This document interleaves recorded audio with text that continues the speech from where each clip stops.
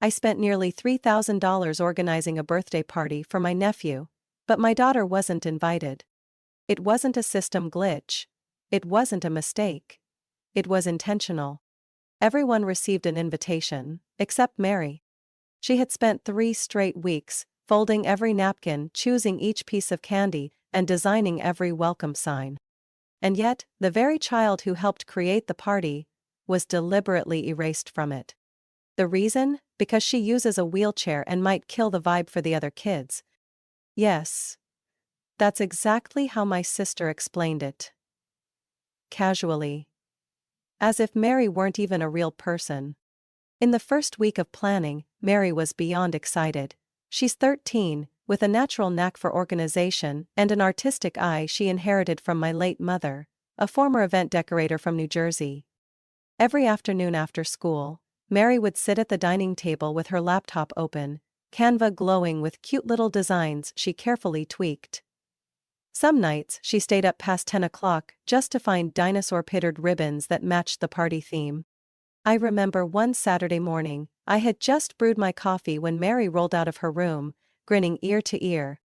"Mom, I think instead of lollipops we should do chocolate bones. Kids are gonna love it." I smiled and nodded. "Brilliant, you're totally this house's creative director." Mary never asked for anything. She never once asked when the invites would be sent. Never asked what her role would be. She just did. With the pure enthusiasm and love of a child wanting everything to be perfect for her cousin. I transferred $1,500.00 for the venue. $400.00 for a 3-tier cake. $180.00 for custom name tags and a photo backdrop, and another $820.00 for toys, balloons, and party favors. I documented everything in a detailed Excel spreadsheet. It wasn't just money. It was effort, emotion, expectation, and most of it was for Mary. One evening, as she folded cloth napkins into stars, Mary looked up and asked softly, "Mom, do invitations usually go out last minute?" I paused for a split second, keeping my voice steady. "Yeah, probably soon, sweetie." "I'll check." I said it, but my heart skipped a beat. A mother's instinct is never wrong. I picked up my phone and called my sister. "Jenna," putting it on speaker. Mary kept folding napkins into little spirals, her eyes lighting up at each one. Jenna answered after 3 rings. "Wow, perfect timing, I just finished labeling the kids' place cards." "Hey, quick question, Mary said she hasn't seen her invitation yet, did you send it?" Silence. A silence sharp enough to stab. Then Jenna exhaled. Tyler said, she doesn't really need to come." I froze. "What? He just wants a light-hearted, fun party, and with the wheelchair and all, I thought it might be too heavy. I mean, it'd be hard for her to get around, crowded space. You get it, right?" Mary stopped folding. I looked at her, saw her shoulders trembling, but her eyes stayed locked on the fabric, like she was determined to finish the one last task before they could take even that from her. I didn't say another word, I just quietly ended the call. The kitchen was filled only with the hum of the dishwasher and Mary's birthday playlist playing from her phone. A silly dinosaur remix that now felt like mockery. She still didn't look up. "Tyler doesn't want me there." She said it so calmly it chilled me. No question, no doubt, just a statement, spoken by a child trying to swallow pain like an adult. I clenched my fists under the table until my knuckles turned white. But I didn't cry. Because if I broke down, Mary might think she was the reason. She wheeled herself to her room, closing the door with a quiet click that broke my heart. I stayed in the kitchen, staring at the perfectly folded napkins shaped like stars, lined up neatly like surrender flags. Each one a testament to my daughter's work, and the cruel dismissal she'd just received. We thought we were helping, but really we were just extras in a scene that cut us out of the frame. I sat still on the gray velvet chair, clutching my phone, screen long dark. My heart pounded. Not from shock, but from something far worse. The rising bile of rage mixed with helplessness. Why was Mary excluded? Because she uses a wheelchair. My 13-year-old daughter, the one who tied every ribbon, designed the name tags, picked every candy wrapper, was left out. Because her image might ruin the mood. I laughed, dry, bitter. Then I felt nauseated. In my head I saw Mary again, hunched over her laptop, editing fonts for the sign. Welcome to Tyler's Dinosaur World. Her eyes glowing with excitement. She believed she was part of something, only to be treated like she never existed. I walked to her door. A sliver of light peeked underneath. I knocked gently. Sweetie, can I come in? No answer, just cold silence. I pushed the door open. Mary sat with her back to me, hands resting on her wheels. She wasn't crying, but her shoulders were rigid and her head bowed, like she was trying to shrink into nothing. I sat beside her, placing my hand on her back. I'm so sorry. She didn't reply, but her breathing was heavy, like each inhale was a blow to the chest. After a moment, Mary spoke, her voice steady, quiet, like she'd rehearsed it. They don't want me there. No, that's not.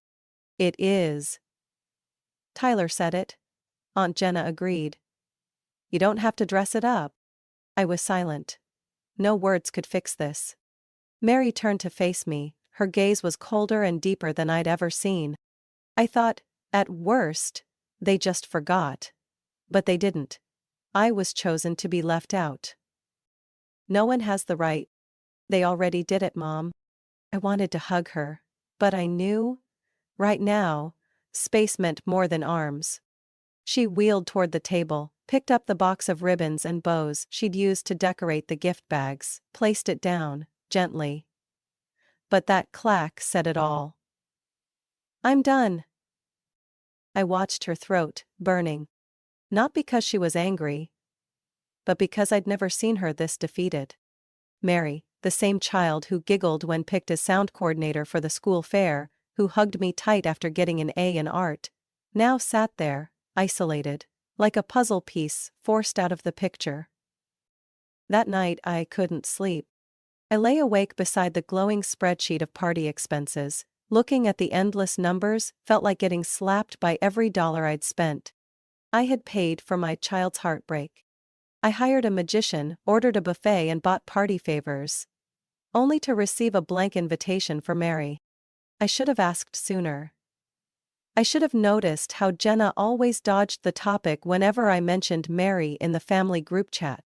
I was too busy being the kind older sister, too used to fixing everyone's problems, that I didn't see my own child being quietly erased from a world that should have included her. I shut the laptop, got out of bed and walked to the window. Outside, the restaurant 2 blocks away still had its lights on. I wondered, if the party went as planned, would anyone even mention Mary? Or would they just call it Jenna's party, for Tyler, with every perfectly decorated detail, without anyone realizing the person who created it had been cut from the picture? Mary would just be a shadow. I couldn't let that happen. The next morning, Mary sat eating cold cereal, eyes locked on her iPad, but I knew her mind was far away. I placed a glass of orange juice in front of her. Sweetie, I think we shouldn't go. Mary nodded, unsurprised. Yeah, I think so too. I looked at her for a long moment. But we'll send a gift. For the first time since that day, Mary looked up. What kind of gift? I shrugged. Something unforgettable. Mary narrowed her eyes. Like a sabotage gift? I laughed. Not sabotage, just the truth. She pressed her lips together, then gave a small nod. I don't want them to forget me, but I don't want to beg to be remembered either. And you won't have to, I promise. Mary nodded again, her eyes softened, but I could still see the unhealed hurt beneath. I knew we wouldn't retaliate. We would tell the story in a way no one could ignore. That morning, as Mary wheeled herself to the dining table, I was already there. With a plain white box in the center, no ribbons, no patterns. Just one bold black marker line, Tyler. Mary rolled up, eyes scanning the box. We're still sending a gift, Mom? I nodded. Yep, but not the kind they're expecting.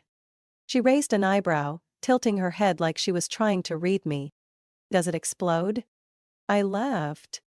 No, but it'll definitely make an impact. Mary paused, then smiled. A mix of bitterness and boldness.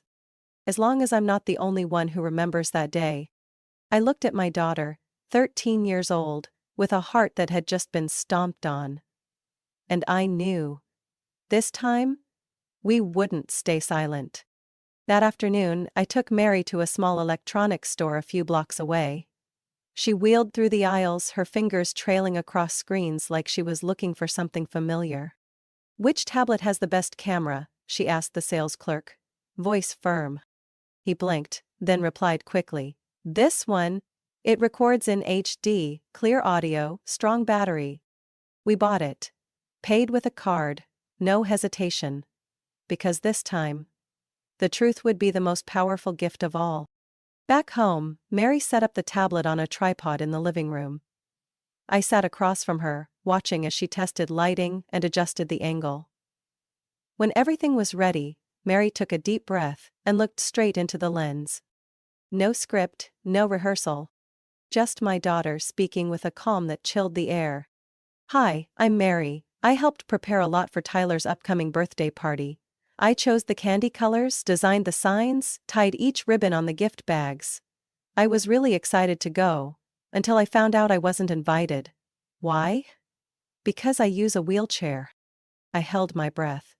Mary didn't flinch. Not a single tear. Just eyes shining like floodlights on things people wanted hidden. I'm not saying this to make anyone feel guilty. I just want people to know, this happens, and not just to me. It could be any kid who's seen as not the right fit. At the end, Mary smiled. Not a sad smile, but one of quiet strength. So we're having a party too. Somewhere else. With cake, with music, and where everyone is welcome. The address is on the back of this gift. If you believe every kid deserves a seat at the table, you know where to go. We edited the video, added soft piano music, clips of Mary making crafts and packing goodie bags. When it was done, I loaded it onto the tablet and placed it in the box. I labeled it Tyler in gold marker, handwriting soft and curved like Mary's own. No anger, no threats, just the chilling honesty of truth. Saturday morning, the day of the party, I got a message from Jenna. Don't forget 2 p.m., there's parking by the back entrance. My dad replied. I didn't care about parking. Because by then Mary and I were at home. Pitching a fabric tent in the backyard, tying balloons to the fence, blasting cheerful music from a Bluetooth speaker. No fancy venue, no stage magician. Just real grass, real laughter, and a small group of people who genuinely wanted to be there for Mary. I'd called a few parents who had always been kind to Mary at school. They didn't hesitate. Some even brought extra cake, snacks, and folding chairs. We set up a small hand-painted sign Mary made. Everyone is welcome, no matter who you are. By 2:30 p.m., I glanced at my watch. At the main party they were probably cutting the cake. And right in the middle of the gift table, there would be a white box, standing out among all the shiny wrapping, with glittering gold letters, from Mary. I imagined someone opening it out of curiosity. The tablet screen lights up. The video begins. The whole room falls silent, like the sound has been sucked out. The truth doesn't need to shout, it just needs to be played. I looked at Mary. Today she wore her favorite green dress and a sparkly beaded headband. Her little brother Ryan was manning the cotton candy stand. Laughter echoed across the yard. A brown-haired girl ran up and hugged Mary. The video was so cool. Mary smiled. The first time I'd seen that smile return since the day the invitation never came. I didn't need to know what people were saying at the other party. I only knew. Our gift had arrived exactly where and when it was meant to. And this time, they wouldn't be able to pretend Mary never existed. As I folded the wool blanket and tossed it into the laundry basket, my eyes drifted to the empty white box sitting in the corner of the living room. the same box that had carried the gift which shook that entire party. And suddenly, it all came back. Not just yesterday, but the years before that. The years when I still believed Jenna was my sister. When I thought blood ties could heal all wounds. Jenna once showed up at my apartment door on a fall evening, mascara smudged, eyes bloodshot, one hand cradling her belly like she was trying to hold together something that was falling apart. "I'm pregnant." That was the first thing she said. Not hi, not can you help me. Just that. I let her in without another question. At the time, I had just given birth to Mary a few months earlier. I was still figuring out how to be a mom for the first time, still hadn't slept more than 3 hours a night. But I looked at Jenna, frazzled, panicked, lost. And I knew if I didn't step up, she would collapse. She stayed in my 1.5-bedroom apartment for 8 months, paid nothing, couldn't even afford toilet paper. I covered everything: prenatal vitamins, OB appointments, breakfasts, supplements. Back then I thought I was doing the right thing. I was the older sister, the responsible one. I believed sacrifice was how you held a family together. But no one ever tells you that sacrifice without acknowledgement only turns you into an invisible backdrop. When Tyler was born, Jenna left with the baby as if she'd never lived there. A week later she sent one short message. "Josh and I decided to be independent. Hope you understand." No thank you, no mention of me or Mary. After that, everything became clearer. Jenna started drawing boundaries. "I don't want to rely on you forever, it's exhausting." Funny though, every time there was a party, birthday, Thanksgiving, Jenna called me. Not to invite me, but to ask for help. When Tyler turned 3, I ordered the cake. When he turned 6, I wrapped every tiny favor box. When he turned 10, Jenna sent a detailed to-do list, broken down by the hour. And me, like a fool, still agreed. Still thought if I was good enough, loyal enough, Jenna would finally see me. I remember my mother used to say, "You are so accommodating, so thoughtful, you were born to be someone's rock." Back then I felt proud, now I feel disgusted. Because being the rock wasn't a compliment. It was a sentence. That I would always carry the weight, so no one ever had to carry mine. I thought back to the times I pushed Mary's wheelchair through the park, while Jenna turned away when people stared. To Mary's 5th grade graduation, when Jenna showed up an hour late, and asked if we could cut Mary's speech short, so no one would get tired. I stayed silent, I always did. I told myself, be the adult, take it. But the price of that silence? Mary paid it. Because every time I let something slide, I taught her that she didn't deserve to be prioritized. That if she didn't fit the mold of easygoing, easy to handle, easy to forget, then she'd be left out.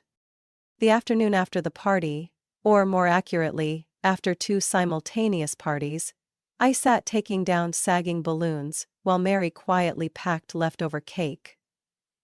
Ryan folded chairs, grumbling as he worked. Hope their cake collapsed.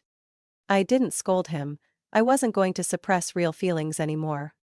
I just looked at Mary. She was wiping the last glass jar of candy, her eyes calm, but inside, a silent ocean churned. I knew she still hurt. "Do you think people will see things differently?" Mary asked. "Not everyone will, but some will." "What about Tyler?" I didn't answer. Mary nodded. "I get it." That night I lay on the couch, hugging the old blanket Mary used as a baby. My phone buzzed. A message from an unknown number. "The girl in the video is so brave, truly inspiring." I stared at the screen and tears filled my eyes.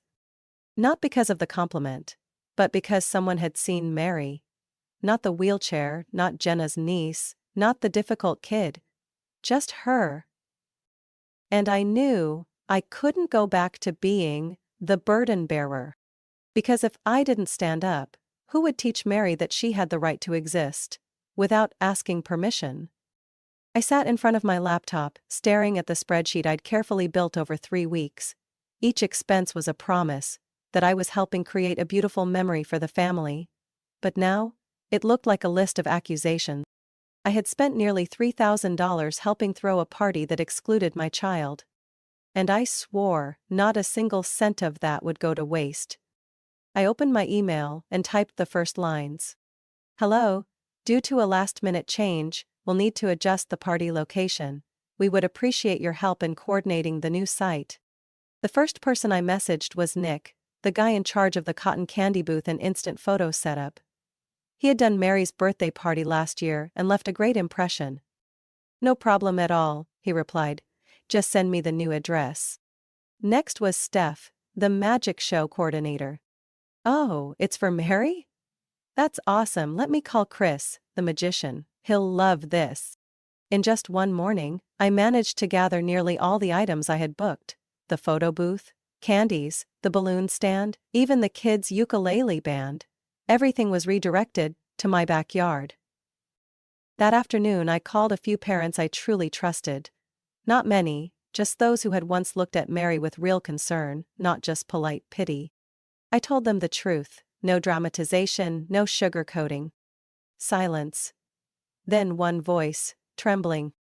I had no idea. I sensed something was wrong, but I didn't know how to ask. Another chimed in.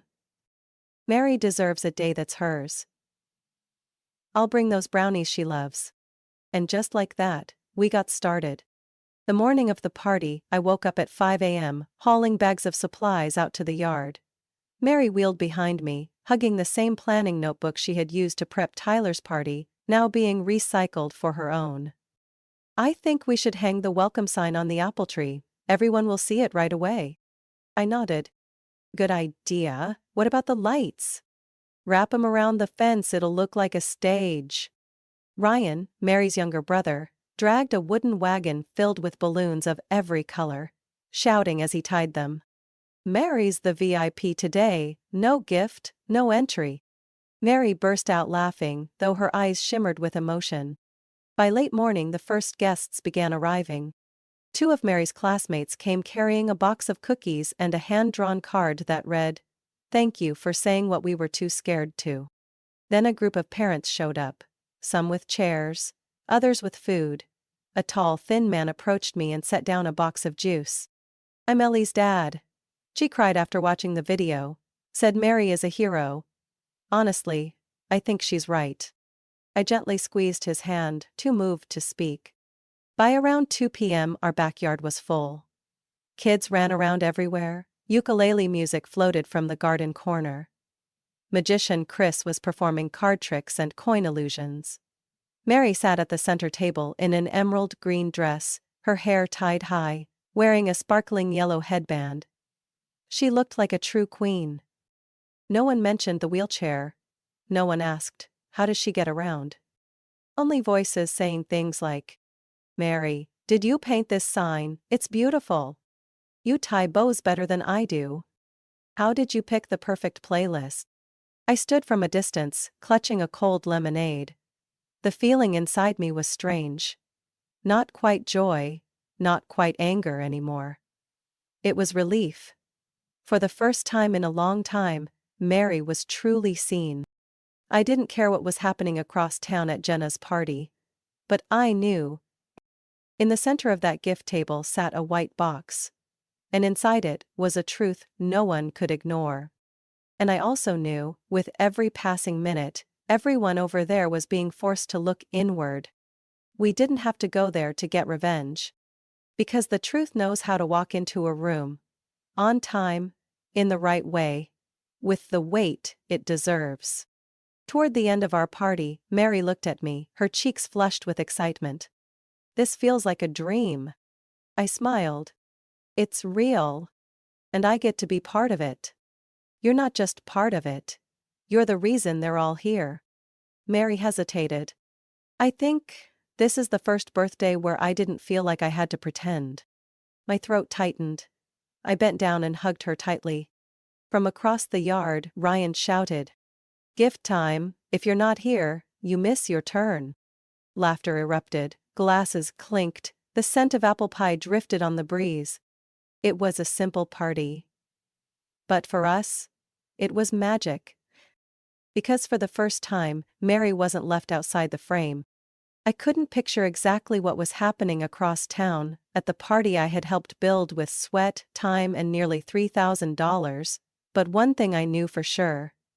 Nothing was going according to plan anymore.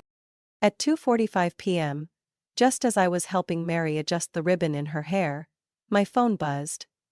A message from an unknown number lit up the screen. The video, oh my God, did you see everyone's faces? Before I could reply, Ryan came running in from the backyard, face lit like a Christmas tree. "Mom," someone said, "they're turning off the music over there. Someone asked why Mary wasn't there." Mary froze. "Really?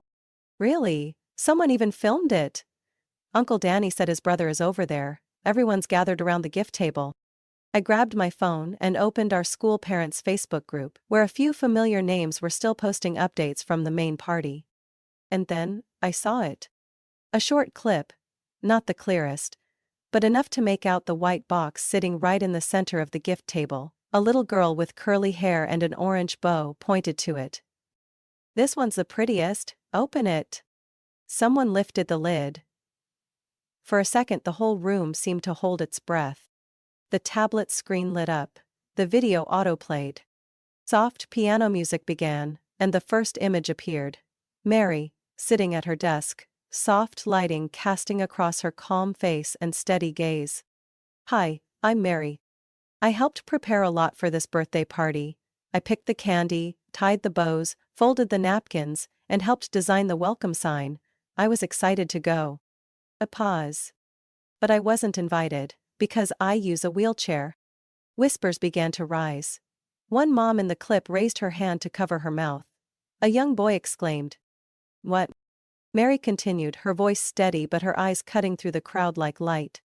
"I'm not sharing this to make people feel bad. I just want the truth to be known.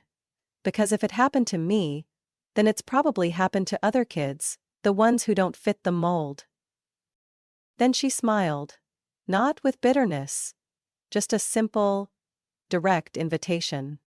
If you believe every child deserves to be included, then today, we're having a party too. Somewhere where everyone is welcome. At the end of the video, white text appeared over a black screen. The address is on the back of the box. The next scene in the secretly recorded clip showed round, stunned faces frozen in silence. No one moved. Then a man's voice whispered, "I can't believe this. Is this real?" A woman shook her head. "I thought she was sick. Turns out, it was on purpose?" Just a few minutes later, one mother stood up and pulled her son with her. "We're leaving, we can't stay here anymore." Another couple whispered to each other, quickly gathering their things. And just like that, families began to leave. No yelling. No drama. Just retreat. Maybe out of shame. Maybe because they realized they'd stayed silent for too long. Back in our backyard, Mary's party grew by the minute. Faces kept showing up at the gate. Some had left the main party, others came late, after receiving a shared invite. A young mother came over to me and placed her hand on my shoulder. I didn't know it happened like that. But after watching the video, I felt I had to be here.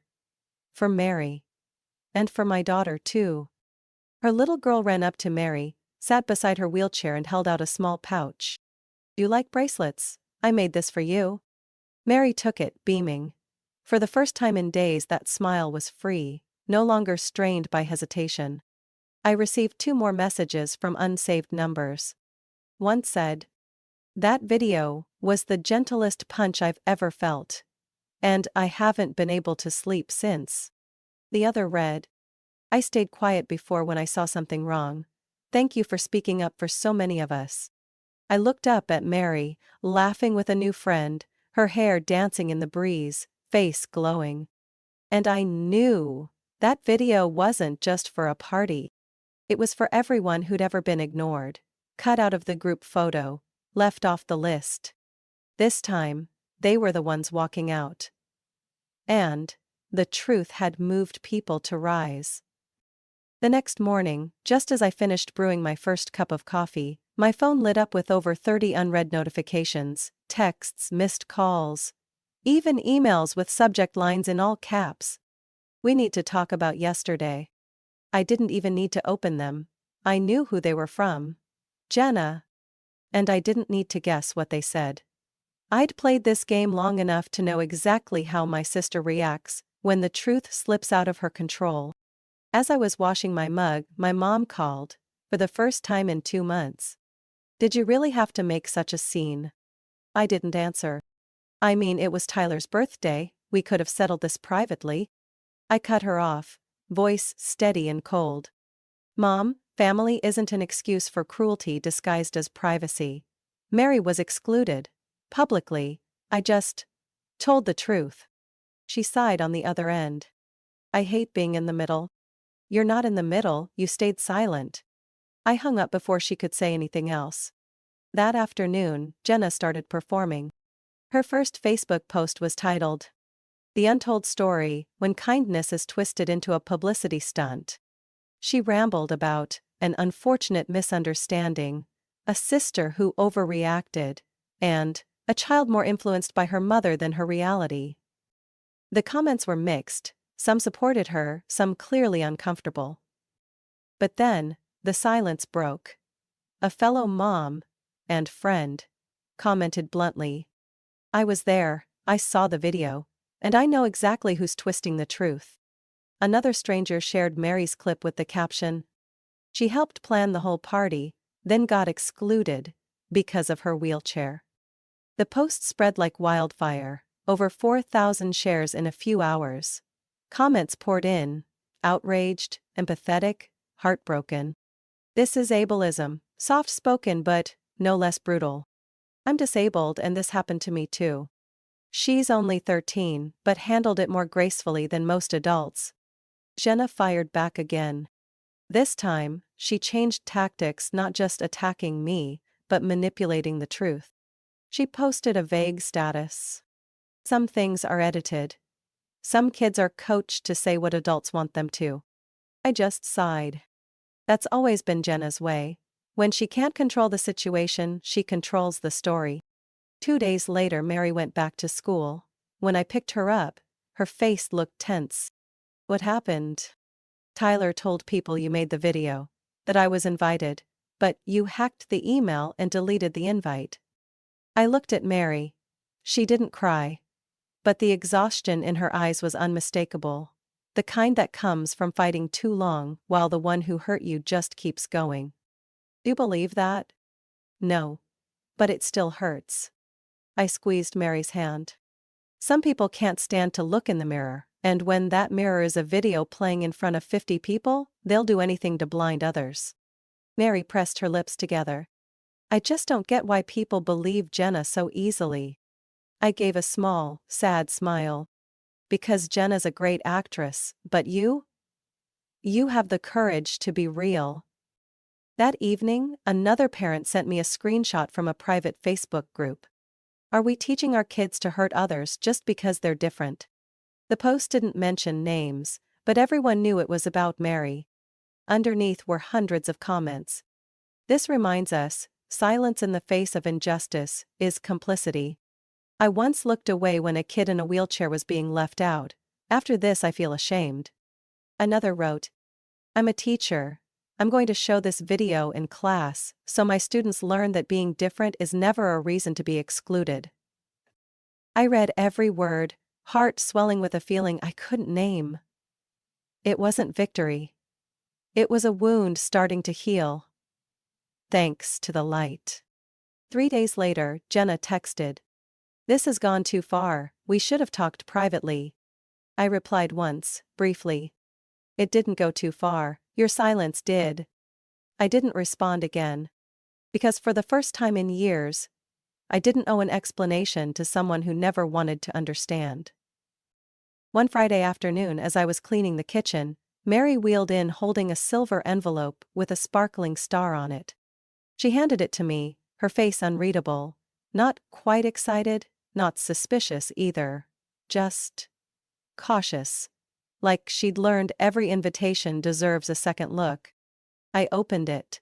Neat handwriting appeared across the card. "Mary, I hope you can come to my birthday party next week. You're the first person I want to invite. Ellie. I looked up. Mary was watching me, waiting for a reaction. I smiled. Ellie, is she the girl who gave you the bracelet that day, right? Yes, I didn't think she'd actually remember me. Not because you drew attention, Mary, but because you made an impression. Mary nodded slightly, her eyes softening. Should I go? You were invited, not out of pity, but because they see you. The party that day wasn't extravagant. It was simple and cozy, held in Ellie's backyard with cookies, juice, and a few small games. But what stood out was a hand-painted watercolor sign at the entrance. Everyone is welcome. Mary was welcomed as a true friend. No one avoided her, no one pretended. A little boy brought Mary a chocolate-frosted cupcake. This one doesn't have peanuts. Ellie said you're allergic. Mary laughed softly, then whispered, it's been a long time since someone remembered something like that about me. That evening, when Mary got home, she slipped off the paper bracelet she'd worn around her wrist, the simple kind guests wear to confirm they're part of the party. She looked at the printed words. You belong here. Then she didn't say a word, just stuck it onto the mirror in her bedroom, right next to a photo of her tying bows on party favors. I sat down beside her in the warm yellow glow of her bedroom light. Mary turned to me and asked softly, Mom, do you think all of this was worth it? I took a deep breath. Yes, because if you hadn't spoken up, people would still believe silence is easier, that hurting you wouldn't have consequences. Mary nodded. I was scared of being hated, called trouble, seen as a drama queen. You didn't cause drama, you brought clarity. And no one should be ashamed of choosing truth. After a moment, she asked, Tyler, do you think he'll change? I didn't know, but I answered honestly. Maybe not yet, maybe someday, but either way, you're not responsible for how others respond to the truth. Mary closed her eyes for a second, then smiled. Then, I think I'm okay. I'm not as sad as I thought I'd be. That's because you were brave enough not to stay silent. The next day, I received an email from a teacher at Mary's school. She said that after the video, several students visited the counseling office and requested to start a peer support group. A place where anyone who felt excluded or alone could find a safe space. The group's name? Mary's Table. The teacher wrote. Mary didn't ask to be the leader. But she shows up to every meeting, listens, gives thoughtful suggestions, and remembers every child's name. I read the message and quietly cried in the car before I could bring myself to go inside. Not because I was sad, but because my daughter had finally learned what took me nearly a lifetime to understand. You do not need permission to exist. That night, Mary sat on the porch, wrapped in a blanket, holding a mug of hot cocoa. She looked up at the fading spring sky, her brows slightly furrowed. Mom, if you could go back, would you do anything differently? I thought for a moment. No, because if I didn't speak up, you might have believed silence was right. And I couldn't let you learn the wrong lesson. Mary stayed quiet for a while, then turned to me, her deep blue eyes shining like a lake after rain. I don't think I'll ever forget it. I nodded. You don't have to forget. Just don't let it hold you back. Remember just enough to never let it happen again. The next morning, as I walked past Mary's room, I saw her pinning a small slip of paper onto her new weekly planner. I looked closer. Written in purple marker, it said, I don't have to make others comfortable to be accepted. I stood still for a moment. And I knew from this point on, she would move forward with a heart strong enough, not because it had never been broken, but because she dared to walk through the pain, with her head held high. Mary's story isn't just about a brave girl who was excluded from a party. It's a wake-up call about how society often sidelines those who are different. Silence is never the solution, and kindness doesn't mean submission.